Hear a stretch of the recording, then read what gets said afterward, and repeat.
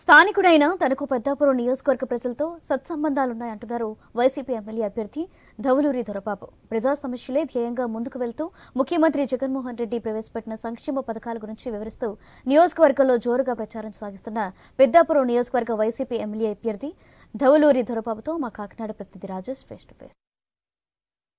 కాకినాడ జిల్లా పెద్దాపురం నియోజకవర్గం సామర్లకోట మండలం ఏవైతే జి రాగంపేటలో వైఎస్ఆర్సీపీ అభ్యర్థి ధవలూరి దొరబాబు విస్తృతమైన ప్రచారం చేపడుతున్నారు. అయితే జన సంద్రోహంతో అయితే ఇప్పటికే ప్రచారం చేపట్టిన పరిస్థితి కనబడింది.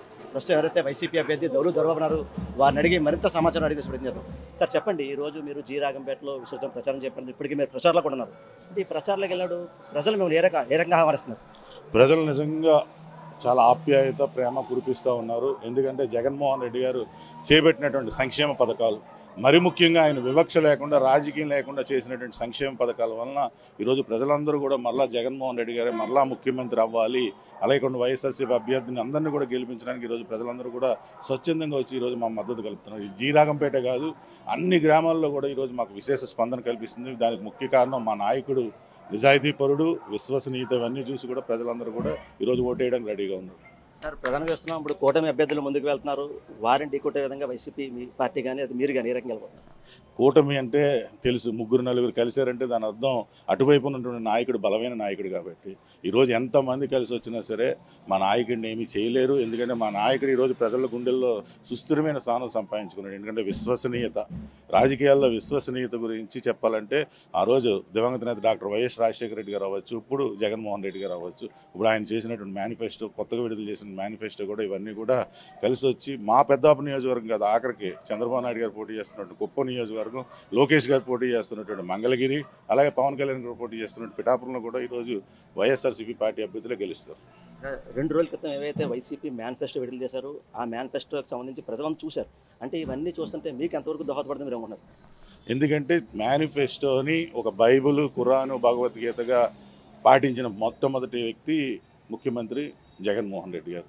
3 సార్లు ముఖ్యమంత్రి చేశాడు. 14 సంవత్సరాలు ముఖ్యమంత్రిగా ఉండి ఆయన ఇచ్చినటువంటి ఏ హామీ కూడా అమలుపరిచినటువంటి నాయకుడు చంద్రబాబు నాయుడు. ప్రజలందరూ కూడా ఆల్రెడీ జగన్మోహన్ రెడ్డి గారు పరిపాలన చూశారు.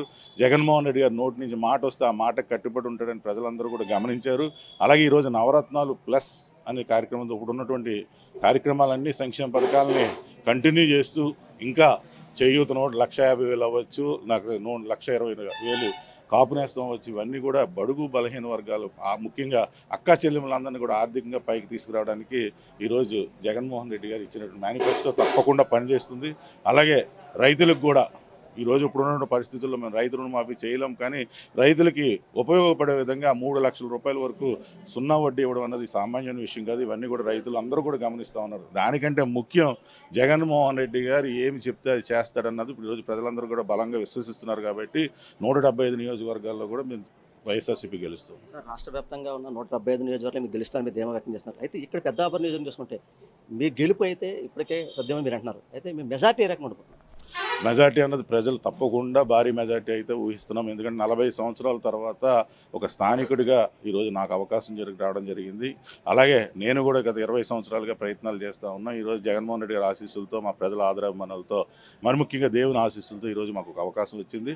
ప్రజలందరూ కూడా మొన్నే మా నామినేషన్కే నాయకులు, కార్యకర్తలే కాదు స్వచ్ఛందంగా ప్రజలు కూడా వచ్చి నన్ను ఆస్వాదించడానికి వచ్చారు. ఆ రోజే ప్రజలందరికీ తెలుసు మా పెద్దాపురం నియోజకవర్గంలో వైఎస్ఆర్సీపీ జెండా ఎగరేస్తున్నాను.